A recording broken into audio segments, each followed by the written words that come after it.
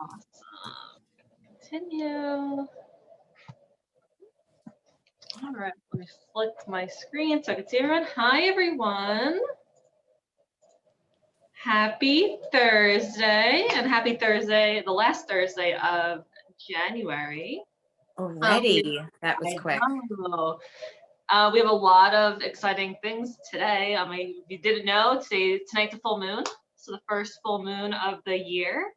Also, Mercury goes into retrograde on the 30th, so if you're feeling a little bit weird, that's probably why, but we're excited to be here. This is our second class of January, and we are going to be going along with the New Year's theme and creating these disco New Year's Eve ball drop earrings that are one of Rita's famous projects. Just a couple of them. This was one of her original famous projects that sparked interest in her office, and everyone wanted a pair, and then we brought them out on the road with us to all of our trade shows, and now we're bringing them to our lovely Michaels customers. My name is Jen. I handle the marketing at ImpressArt. I'm like Rita's right-hand woman, writing all of her tutorials for her online, any educational materials on our website and packaging. So I do see a lot of you are turning on your camera, which I love. So if you're not shy, go ahead and just talk everybody now. Hi, Mary. Hi, Karen. Hi, Sharon. Your beautiful faces and watch you stamp with us. Maya. Let's see. We have a lovely creative community that's so warm and welcoming. So if you want in the chat room, just let us know where you're watching from. You'll be surprised who lives near you, and you can actually meet up at a Michael's together and go shopping. So without further ado, I'm going to hand it over to Rita just so we have enough time to do this project. And Rita's going to talk about herself as well as the project from her perspective. Hi, guys. I'm Rita, as Jen so eloquently introduced me. I am design director for ImpressArt. Jen is currently in the building. I'm still working from my studio at home, so welcome. You'll notice that we are a very creative bunch, and I see a lot of you beautiful ladies and handsome gentlemen from our Facebook Lives.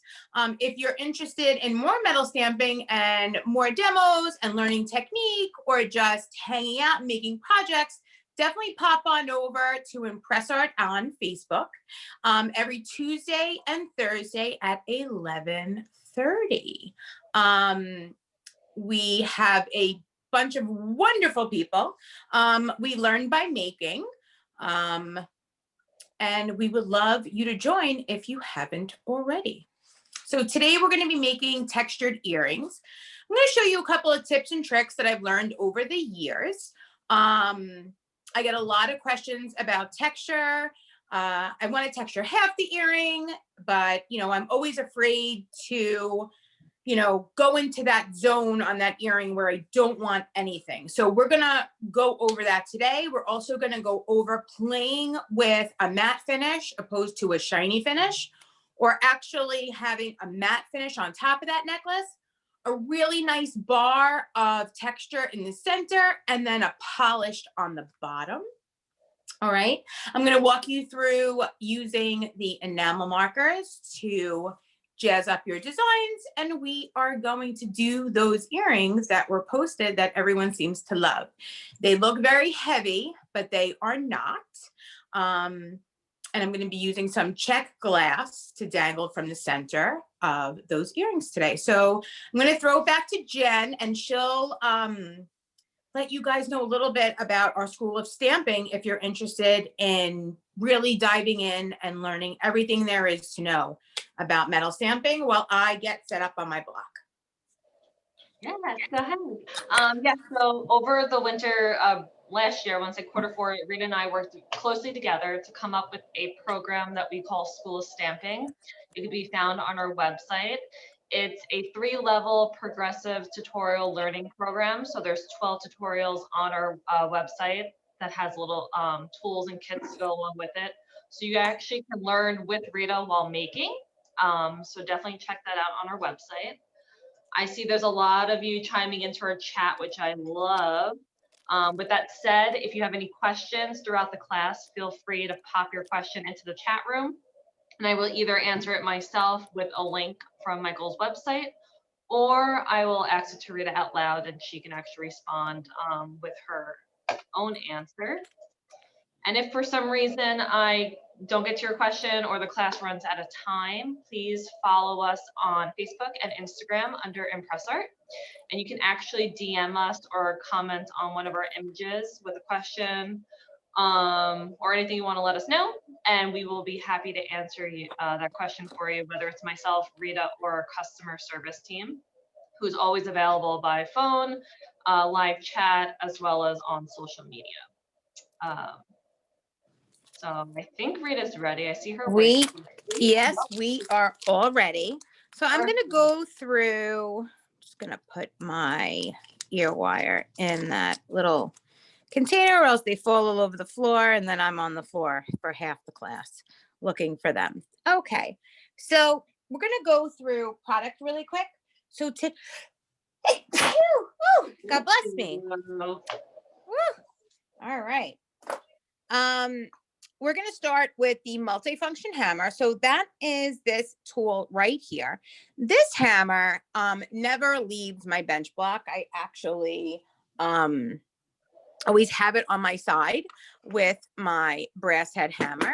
So the greatest thing about this hammer is that you have a bunch of, pull that out, detachable pieces that come with. So you're going to unscrew the bottom. Where is that? Okay. You're going to unscrew the bottom and your head is going to come right out.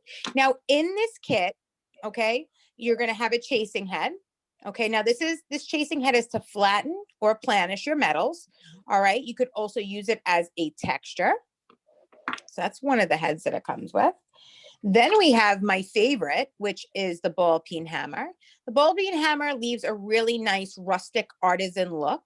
You can texture your entire disc, or you can use it on the outskirts of your piece. Then we have our nylon head, and our nylon head is really great. So I always have this hammer with my nylon head in it because when you're stamping on metal, sometimes your disc begins to curve, okay, and maybe buckle a little bit. And this is what we use to flatten that out. So I'll walk you through that process later on in the class. And then it also comes with a sprinkle stamp. Okay, this is a 6mm design stamp. Okay, that it comes with. Let's grab that. Is this it? This is not it. This is what I was looking for before, Jen, the flowers. So our sprinkle stamp is exactly what I'm saying it is. It's a bunch of line texture, okay? And this is a 6mm stamp. It also could be used as a design stamp. So you don't actually have to use it in your hammer, but you could use it with your Argo angle hammer to just really, you know, embellish any disc that you want. So I'll put that aside. Now, when you're holding this hammer and you're putting your heads in it, you want to make sure that that notch that you see right down here, you want to make sure that that's facing the bottom of your hammer, okay? And that is what is going to catch your screw, okay? So when you tighten your screw, it goes all the way up and it sits inside of that notch, okay? While you are stamping, sometimes it will come loose. And it really depends on how forceful you are with your hammer, all right? Or if you're using a head with a notch or you're using your 6mm design stamp. Now, you can use in this hammer any 6mm design stamp you want. Just keep in mind that there's no notch in these design stamps. So it will loosen a little more quickly if you're aggressive with the hammer. And I'm sure, I'm sure that will happen during the class. So I'll walk you through that as well. Okay, but it's totally normal for your hammer to get a little shaky inside because my hit might be a little bit more aggressive than yours is, and mine might loosen quicker than yours. So all you have to do is literally when you're holding your hammer, you want to make sure that you have your screw at the bottom of your hammer firmly placed in the palm of your hand. Okay, that's going to cut back on the wiggling from your stamp at the top. All right, so that is the multifunction hammer kit.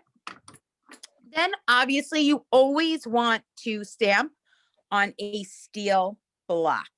Okay, now this is a 4x4 and I just keep a rivet mat underneath. All right, I'm not sure if those are available at Michael's, but they are an ImpressArt product. And the reason why I'm doing that is because obviously I am stamping from home and I have a child remote learning still. So I'm trying to deaden the noise so we could all live in peace here. So definitely when you're metal stamping, you definitely want to use a steel hammer. For today's class also, you're going to need a round nose plier. Okay. You're going to need 2 chain nose pliers. You're going to need some, I like to use the balled head pins from Michael's, and I'm using them in a copper color. I'm using some ear wires, bead landing ear wires from Michael's, some check glass crystal beads, ImpressArt jump rings, 7mm jump rings, and last but not least, the Dapping Block. So this is available at Michael's. It's our dapping kit. It has one cavity, and this cavity will work across the board with all of ImpressArt's blanks. All right, and I will walk you through how to bring your design to a new level by using that block. So what I think we're going to start off with today is that picture of that project using 1-inch rounds. If you don't have 1-inch rounds, you could use your 3/4 rounds, okay, as well. You just would go smaller with the bead that you have in the center. So I'm using a 9mm bead in my center, okay? And this is just check glass that I'm using with a AB coating. All right, you could find that at Michael's. And I'm going to start by just taking one of the blanks off, leave one on my block. And I'm going to come in, and you could use any texture pack that you have, but I'm going to use that crosshatch pattern. I'm going to put that right inside of my hammer. Again, tightening the bottom. Now you're going to notice that my blank has a hole in it. You want to make sure that when you're texturing and you're doing this project, that you're not over texturing the hole. Okay, because if you don't have a jewelry hole punch handy, it's going to make for a little bit of a problem when you're putting your jump ring through. So anytime you have a hole in your blank already, you just want to be a little bit careful with texturing around it. All right. So if you feel comfortable to put your finger on your blank, please do so. If not, you could use some stamp tape.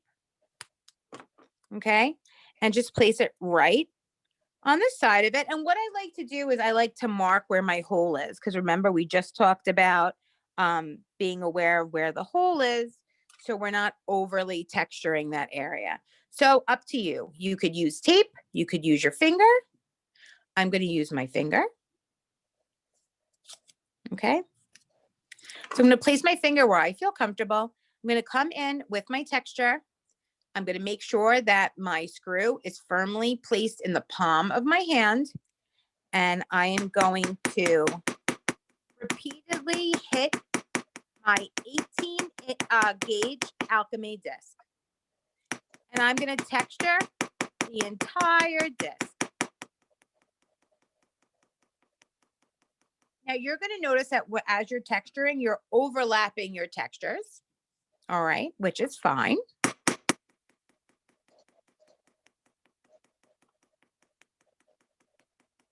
Now, if you don't have this hammer and you want to achieve a texturing effect using any kind of design stamp, you can use your Argo angle hammer. Okay. And what you could do is you can place it down, take your hammer, give it a nice hit, and just continue to texture. Okay, it is definitely going to look a little bit different. You could see that multifunction hammer really overlaps and gives it dimension. By you just moving the stamp and using your Argo angle hammer, it gives it a completely different look. And I happen to like both. All right. So I'm going to continue.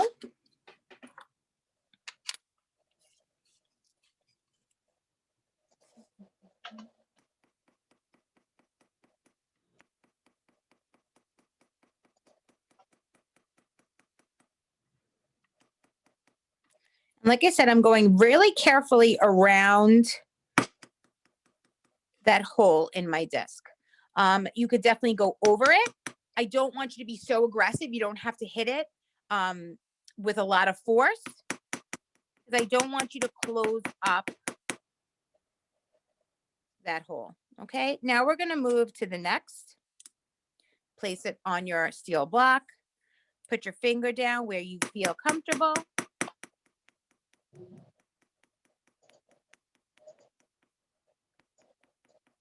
And continue to texture your disc.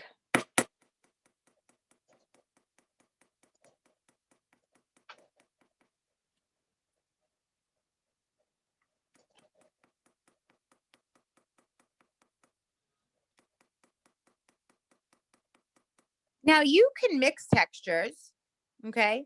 You could only go around half of your disc. It's really personal preference. For these earrings in the picture, we're gonna texture, see, and now see how it came out, guys? Okay, so again, I'm gonna come back in and I'm going to tighten my bottom. I am not using I'm using another texture pattern, but feel free to use your sprinkle stamp. Okay.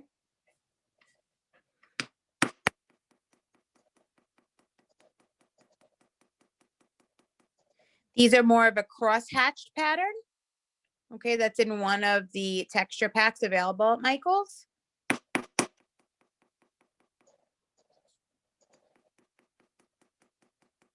All right, so I have both my discs pretty, much all textured.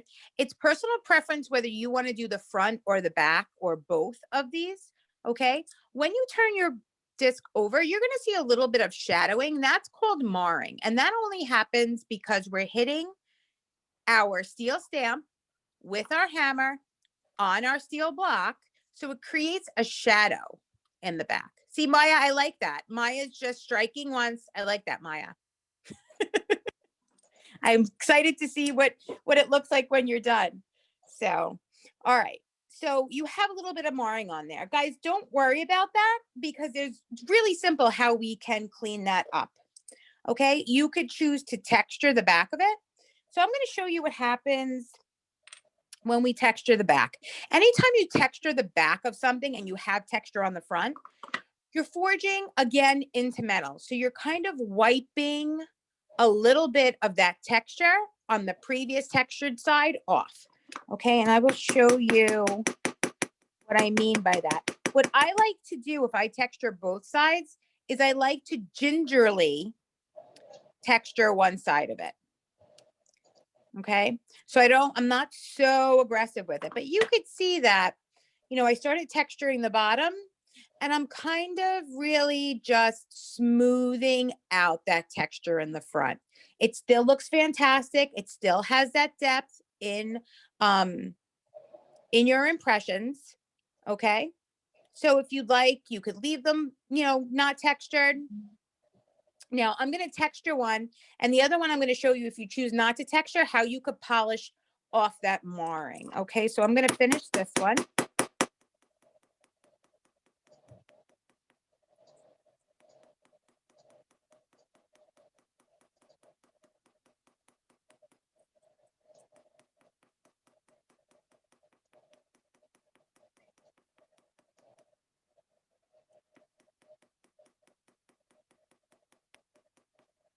So what I'm using, Maria, is Alkeme.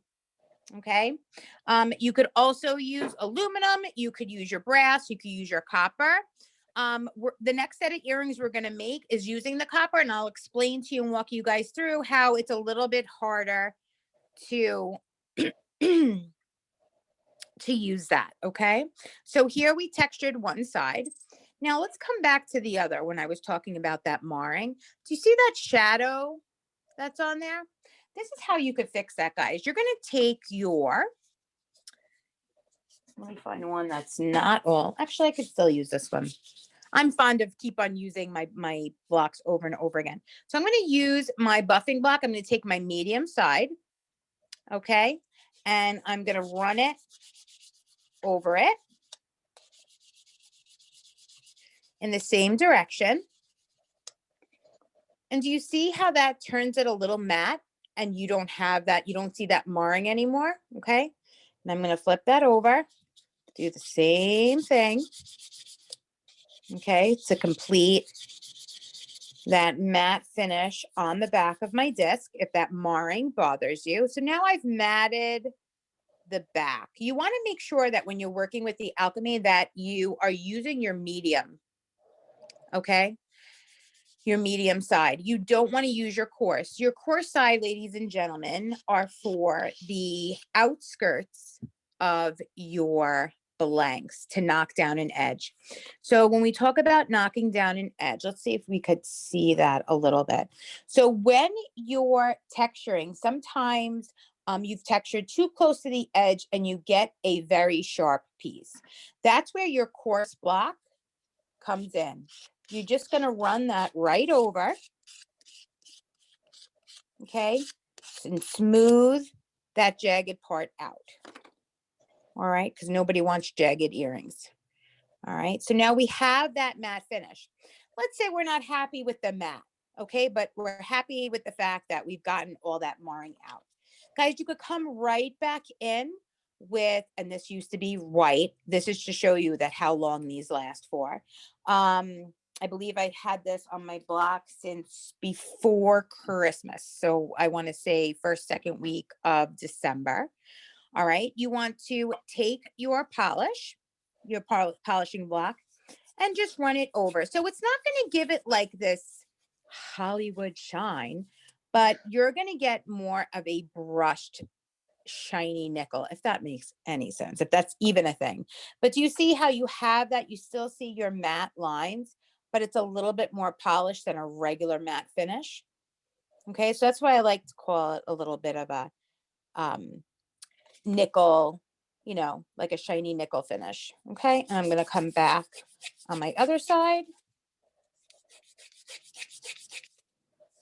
Right, and I'm going to polish the whole thing. Now, this is what the blank looks like when we hit it with the medium, and then we come in with the polishing. Now I'm going to flip this over, and of course I didn't mat this. I'm going to take my polishing block to it, and I'm going to run it over.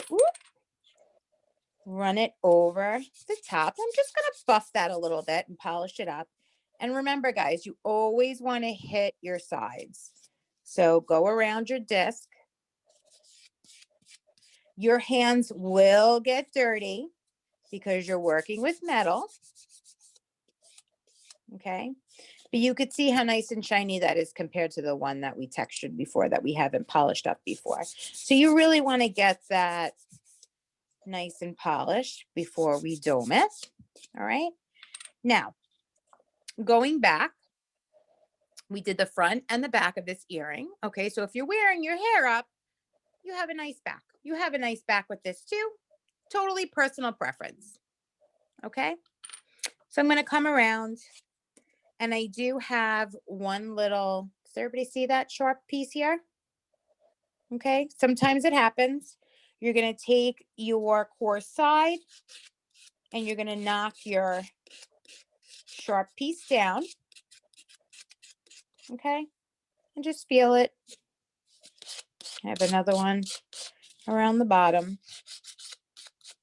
All right, and then I'm just going to take my buffing block and I'm going to run it over my sides, my front, and my back.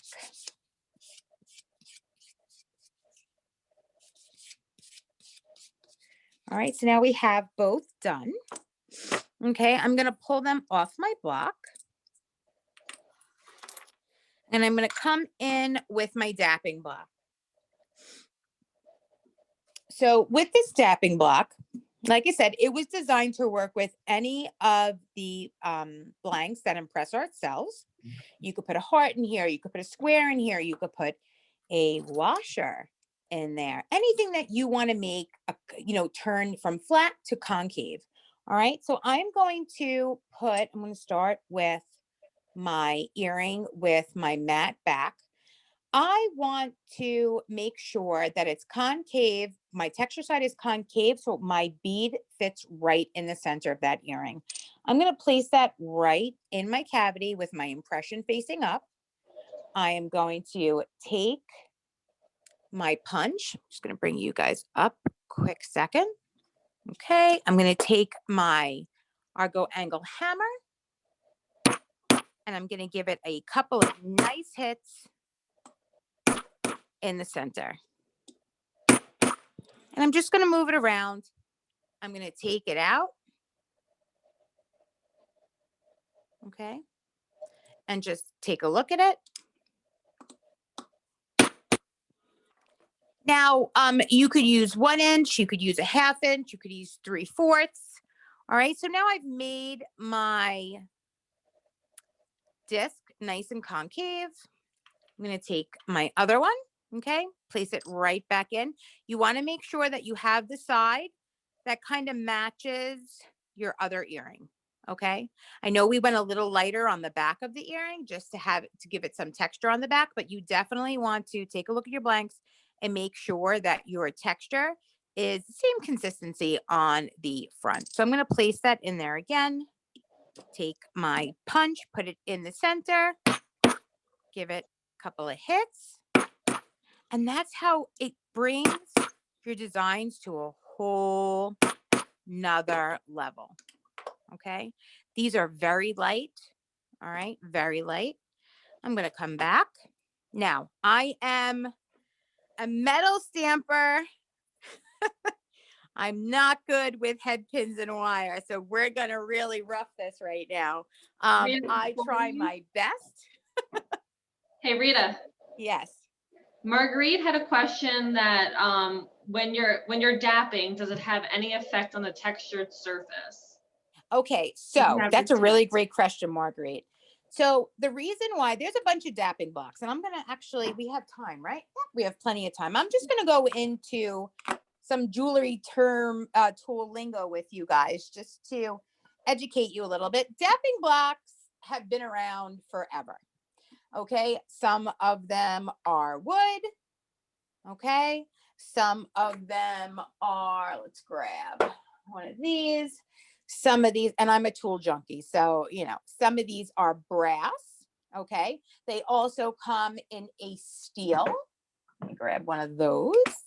All right, they come in all different forms. What we did at ImpressArt is we made sure, and they come with a lot of different punches. All right, all different sizes. So what we did at ImpressArt is that we simplified this for you guys. So we took the guesswork because, when you bring a dapping block home and I always hear, oh my God, I don't know what do I start first? It's kind of like a crazy Rubik's cube for makers. So what we did is that we just simplified it. I worked on this for quite a long time. I made sure that this cavity would work with any of your metal components. The other thing that was really important to me is sometimes when you're working with the wood and you're working with the metal dapping block, that metal cavity, see that marring that we got on the back of our earring? It was important to me that we didn't have marring while we were dapping. So this is a really great feature of our dapping block at ImpressArt because our punch it's made of a really nice, strong ABS plastic. Okay. It's got a metal rod that runs through it. That is a steel cap. And this piece right here is a soft, malleable plastic nylon. Okay. So you got plastic, you have nylon, and it forms to your metal. So it doesn't leave any marring and doesn't flatten out any impression you have in your metal. And that goes for your brass, your copper, your pewter, your Alkeme, sterling silver, all the way up to your 14 karat gold. Okay, so you definitely will not see any flattening of your design on your blanks using this dapping block. Okay, does that answer your question, Marguerite? Good. I love that painting behind you, by the way. All right, so let's see, what do we have next? So like I told you, I am definitely not a wire. You know, I have a lot of friends in the industry who, you know, Wyatt or Meredith that you guys could take Michael's classes with also.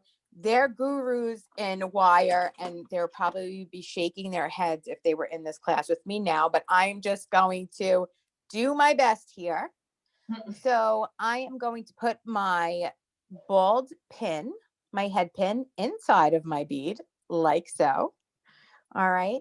I'm going to come down and I'm just going to give it one twist. Then I'm going to take my pin from the back, bring it to the front. Okay. Now I learned how to do this many years ago working at a bead store. So for wire twisting, you definitely want to take one of Beadalon's classes through Michael's. Okay. Then I'm going to take my needle nose pliers and I'm going to bring it back a little bit. Okay. I'm going to push my bead towards me and I'm going to cock it back just to give it a little stem. Do we see how that's flat now?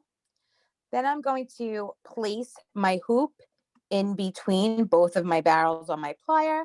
I'm going to take my wire and I'm going to twist. Okay. So there's also a much easier way to do this, and I will show you. And then you could take your chain nose plier and work around it. And I'm completely butchering this wire. And then take your flush cutters and just snip your wire. So here you go. Now, if you're a beginner and you're like, oh my God, Rita, I don't even know what you just did. Take your bead, put it on your wire. Okay. What I want you to do is, see, I'm thinking in centimeters. So let me get, let's see. So I want to say, I think I do everything in millimeters. So I want to make sure that I have about, let's say 7 millimeters, the size of a little bit bigger than a size of a Swarovski. Okay.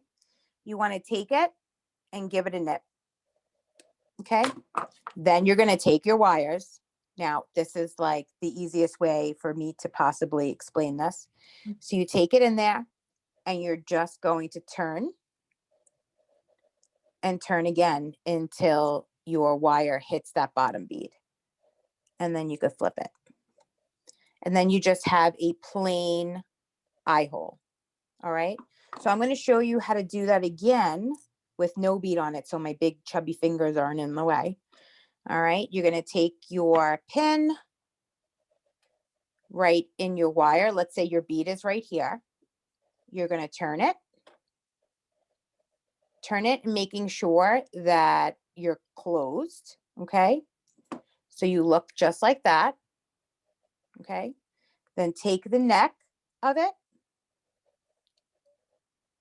and twist it back a little bit. And that is your hoop. Lisa, do you understand it? Is that better to show you that way? Okay, good. All right. So that's another way you could do it. So there are two ways. You could definitely do it this way, or which looks like this at the end, or you could twist around. See, I like organized mess. This right here, my friends, is an organized mess. It looks cool. It's not done correctly, but it's on your ears. So, you know, it is what it is. Like I said, I'm a stamper, not great at wire wrapping. So we're going to come back and I'm going to pull out ear wire. Now, you could use a shepherd's hook. You could use pretty much any kind of ear wire that Michael sells. They have ones with a pretty decorative ball. I'm very plain simple. Okay. And I don't make my own ear wire at all. So these are just, I could barely, do a head pin. So I leave this up to the professionals. So these, you could buy their bead landing product or a beetle on product. Okay. So what you're going to do now is just take your jump ring. So I'm going to pull out 2, and I'm going to use silver jump rings because my head pin is a pretty rose gold. So I'm going to pull out 2. When I'm doing jump rings, I'm always using 2 chain nose pliers.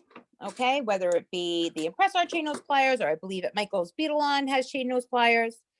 All right, you're going to open up, make sure that the slit in your jump ring is facing the ceiling. I'm going to bring you guys down a little bit. I'll try to move this around. Maybe it'll focus a little bit more. Perfect. I'm going to take 2 of my pliers and I'm going to laterally twist. Okay, do you see how I just did that? You never want to take your pliers and pull your jump rings. I'm going to show you what happens when you pull your jump rings. When you pull your jump rings, screw one of these. Let's see. When you start pulling your jump rings apart, whoop, like that, you compromise the metal in the center. And if it's plated, your plating will crack, okay? Or then you'll get a wonky. Do you see how this one's like all the way out there? When you go to put them back, you'll have a hard time, and it won't, as it flies across the room. There it goes. Hold on right here. It won't line up. So let me hold that. See that? How it's wonky? So you never want to do that. Always remember, pliers at the top of your jump ring, laterally twist. So what I'm going to do first is I'm going to hang my bead. Okay. Then I'm going to put my jump ring through my earring. Okay. Just like that. So it hangs in the center. And I'm going to take that and I'm going to laterally twist it back. And you will hear a click. Okay. So it's open. And you're going to laterally twist it right back into place. So you have a really nice, smooth transition from one side of your jump ring to the other.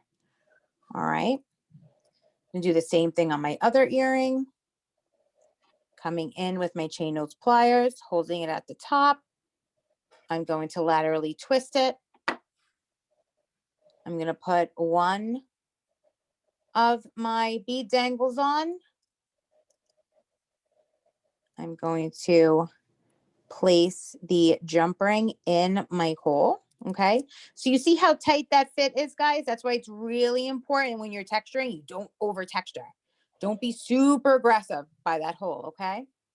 Then I'm going to take my jump ring, laterally twist. Okay. So it's nice and smooth and flush with the other side of my jump ring.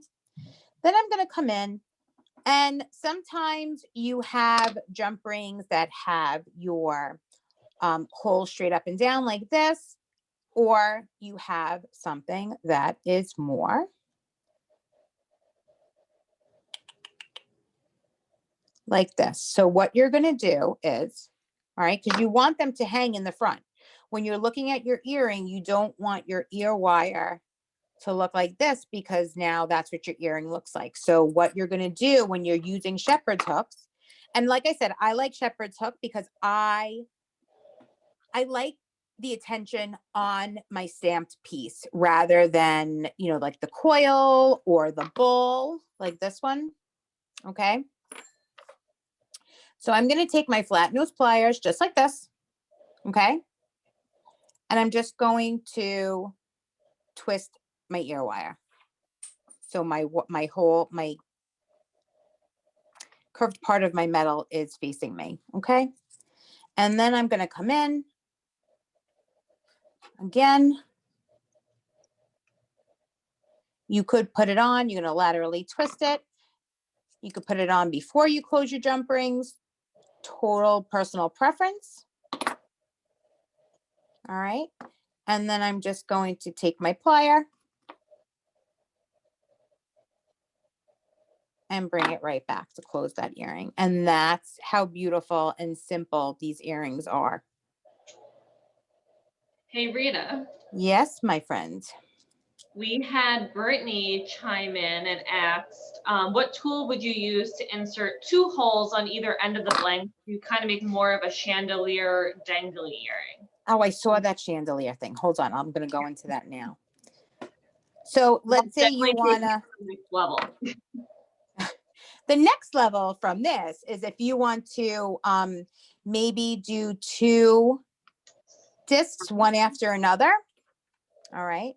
And I'm just going to do them flat, guys, and we're going to use a half inch just so I could show you. So let's say we want to stack our texture. So just going to texture a little bit. Whoop, and it flies away. All right, we're just going to texture.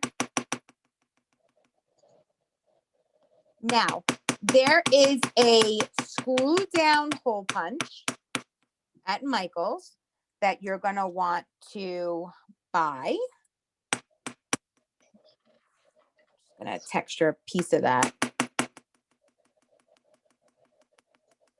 Okay. Just to give it a little oomph, and I'm going to clean it real quick. I am dropping blanks everywhere today, Jen. Thank God for my apron because they all fall in my pocket. It's So, the full moon. I don't have to go and chase them around the house today. They all go right into my apron pocket. So I'm just polishing really quick. Now, I have 2. I want to make a dangle earring, like a chandelier earring. I'm going to come in. I'm going to bring you guys down a little bit. All right. And I am going to line up right in the center of my blank. Okay. And I'm going to take the screw hold down punch. I'm going to bring you guys up and I'll bring my hands up. You're going to take your disc. Okay. See that Sharpie mark that I made? You're going to take the 1/16 punch. Now this is by ImpressArt. This is available at Michael's. Please, please, please. There's also a handhold punch at Michael's. You definitely don't want to use that handheld hole punch to pierce this metal because it's too thick. You will break your plier the first time you use it. All right. So this is made for thicker gauges like we are using today. So you're going to bring your disc right into the jaws. You're going to see where I'm lining up that punch in the center with my black dot. And I'm going to begin to just pierce that punch right through my metal. Okay. Once I feel that it's pierced it, I'm going to unscrew my punch. And there you have it. Okay, you have your punched at the bottom, okay, your hole at the top. And then what you would do is take your jump ring, and you could go with a smaller jump ring. You could go with a 4mm jump ring from Michael's. They definitely, do I have a 4mm? Let's see. I do have a 4mm. Let's grab that because you don't want to put a jump ring that's oh so big. Okay, stick those in there. You're going to come back. You're going to put one in your hole, in the hole, then hang the other. Okay, and you're supposed to be using 2 jump rings, but with these small discs and how big my hands are, you're not going to see it. So I am Just going to laterally twist this a little bit more.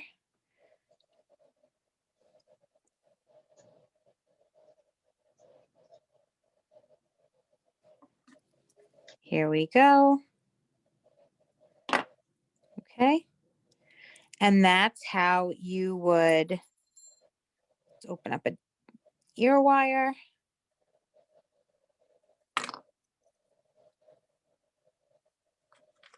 That's how you would make more of a chandelier earring. Okay. So you need your hole punch. You are very welcome. You need your hole punch. Okay. And not the handheld, you need the screw down hole punch. So if you guys are taking notes, looking for product, definitely remember that it has to be the screw down hole punch. And you could even go bigger with your pieces. All right. Now, you're welcome, Brittany. So someone asked for enamel, right, Jen? Did somebody ask for enamel? Yes. Did I see that? Okay. What time is it? All right. Good We time. have time for a little enamel fun. So you very welcome, Amelia. So with our enamel, it comes in different colors. This is our green that I like to call blue all the time. And if you join us for our Facebook Lives, you will see that I refer to it as blue, green, and I catch myself at the last minute. Of course, we have it in black. Okay. We have it in a sienna brown. Let's see what else we have it in. We have it in a silver. Let me grab that. We have it in a silver. And last but not least, my favorite, we have it in the gold. So what I'm going to show you, that little dangle earring that we just made. Okay. I'm going to show you how the gold and the brown, and the green look. So I'm going to start with the gold on the bottom. And with your enamel marker, guys, you just want to run it over your impressions. Okay. And it's very important that you let this dry. All right. So you don't want to wipe it off too quickly, because if you wipe it off too quickly, then you're not going to have anything staying in your metal. So here is the gold. Then I'm going to use the brown on one side. And like I said, you can do your whole earring. I just want to show you what it looks like on a textured earring. So I'm giving you little samples of every color. So I'm going to come in with my gold. I'm going to lightly pat it, lightly wipe it. And with that gold there is a metal flake glitter in that impression. So it really gives it that look that it's, it's got a golden metal flake to it. Okay, if you guys could see it.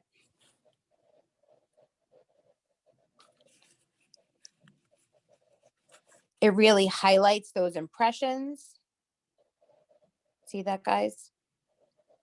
And it looks really pretty. So it takes that, it takes your earring to another level when you do something like this. Now the brown, I like how the brown looks on the copper and the brass. I like it on the silver too, but you're going to do the same thing, same concept. Lightly dab, lightly wipe.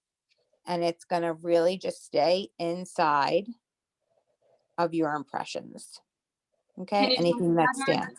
Can you talk about our enamel and is it waterproof, or what kind of care you should do with your jewelry when using it? Right now we're living in the age of antibacterial.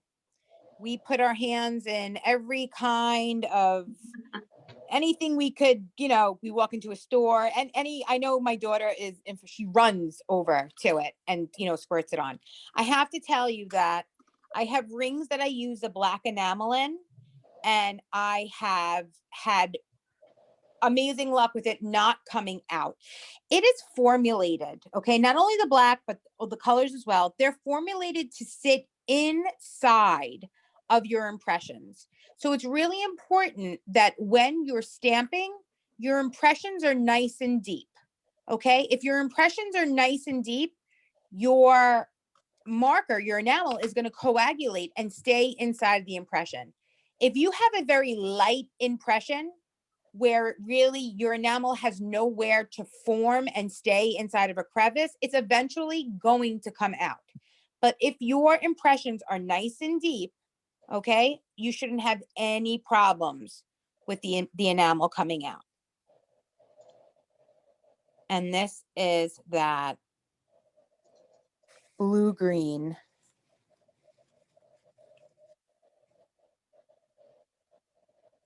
So you guys could see how it just highlights what you've stamped. Okay.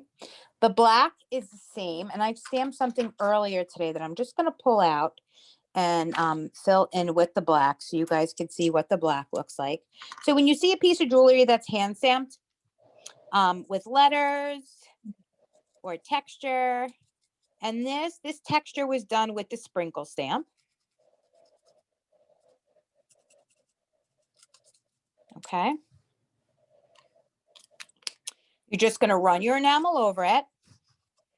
Wait 1 to 2 minutes, seconds, minutes. And then you're going to blot it with your household paper towel with nothing on it.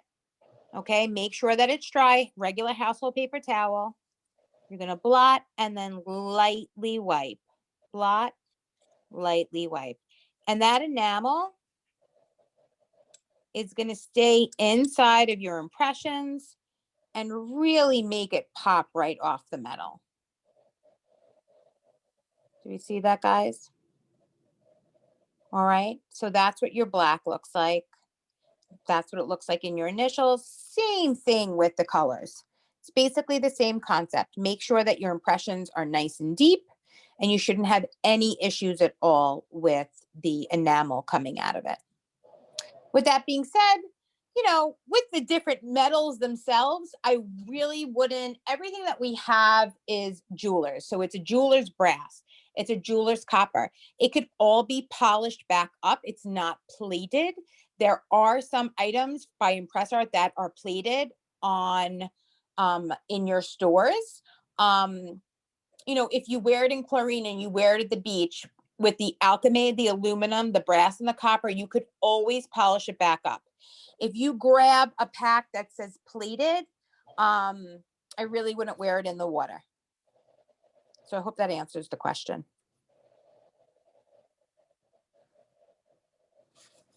All right.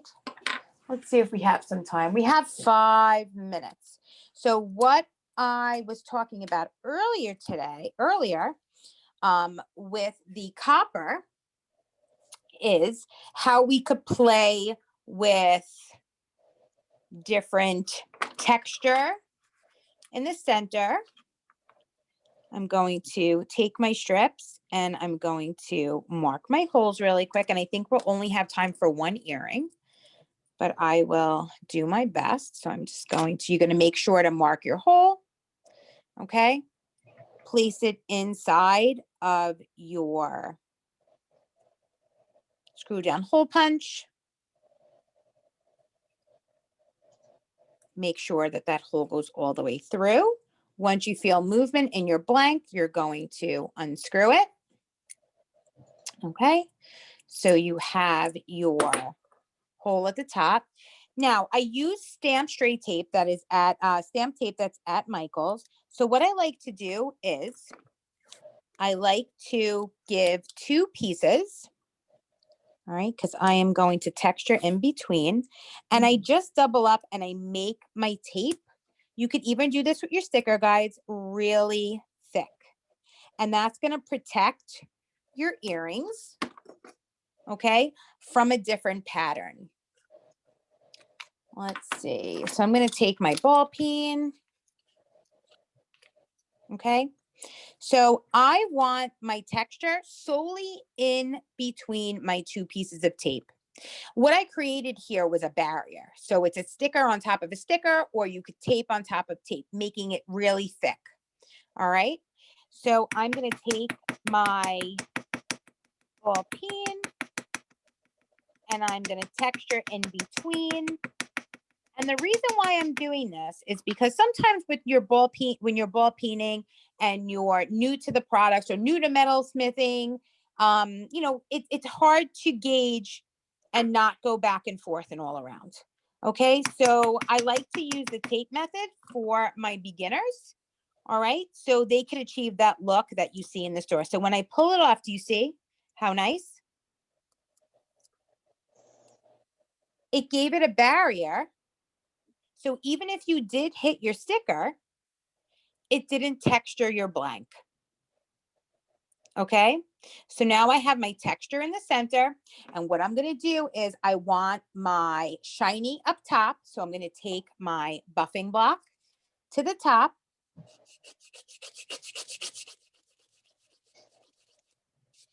Okay, and I'm going to polish that up. And what I said about jeweler's brass and jeweler's copper, this is jeweler's copper. So even if it tarnishes, guys, always take your buffing block to it. And you could take that tarnish right off. So look how beautiful that shines up. So now I have a really nice finish at the top, okay? And then I'm gonna come at my bottom and I'm gonna use my medium and I'm gonna go across. Right underneath my ball peen texture, and I'm gonna mat that earring now. Now look how pretty that looks.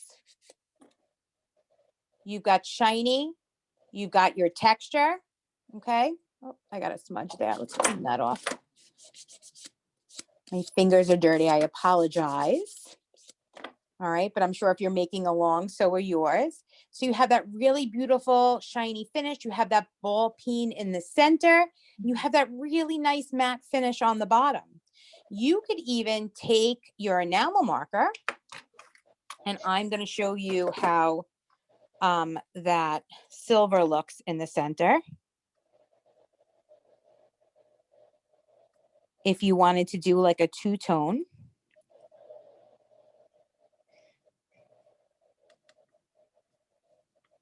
All right.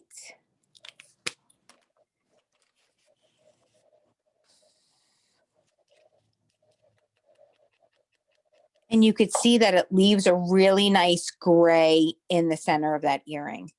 And you would just put your ear wire on it and call it a day. Just going to go over it a little bit more. Now, if you want your markers to be a little bit more pronounced, definitely you could do 2 coats. All right, but I just want to show you, I know it's wet, but I want to show you guys that metal. It's kind of, and it's hard to see here, but it's got a glitter to it. So it looks really nice. Well, actually, you could see it on my fingers. So see that glitter to it? So if you let it dry completely, lightly pat, and then lightly wipe, that silver will stay inside of your ball peen textures. So then you have sort of like a mixed metal earring. And these are available at Michael's as well.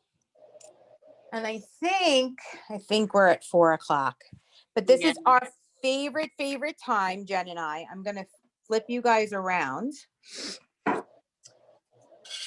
So this is when, thank you, Marguerite. Hi, Ruth. Ruth, you look like you're so comfortable and you're relaxing. I'm jealous.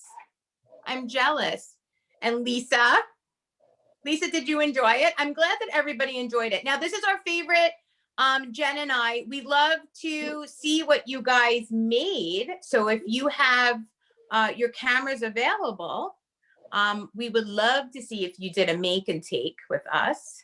I definitely saw Maya like dapping. Maya's busy working. I know. Maya went to a whole nother level. Maya, that's my favorite blank. Oh, you did the round square. Yeah. Oh, I love the round square. So the round square is new to ImpressArt. We've had that for, I want to say, about 6 months. And that happens to be one of my favorite blanks. I use it for everything. Oh, and so, she's wearing them now. Oh my Maya put them on.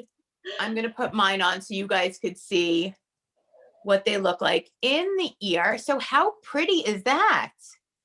You know, and even in the back. So if I was wearing my hair up, you would see the texture on the back of my earring as well. All right.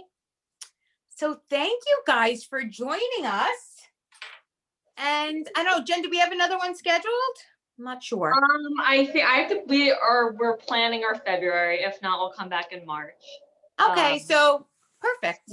But if not, definitely tune in on Tuesdays and Thursdays. We do make along like tutorials on our Facebook Lives every Tuesday and Thursday at 12:30 p.m. Eastern Standard Time. So if you don't have a Michael's class, you can come on, pop over, hang out with us, and all these lovely ladies and gentlemen who join us over there. So you want to go to, on Facebook, you want to go to ImpressArt. Yes, okay. We have an orange logo, I'm pretty sure. Orange with white. Orange like this. Yep, and it says ImpressArt. All right. Definitely Rita's so creative, and we kind of show you the basics of hand stamping, but Rita always takes it to the next level.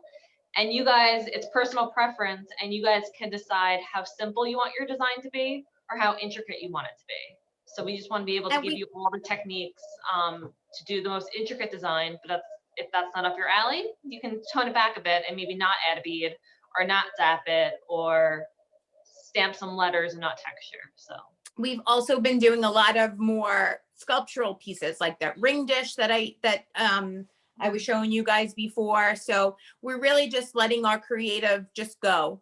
So we chat a little, we design a little, we play with tools, and we talk shop, and we definitely love you guys to come on over.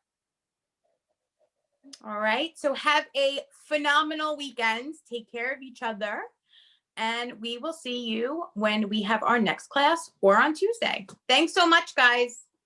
Bye.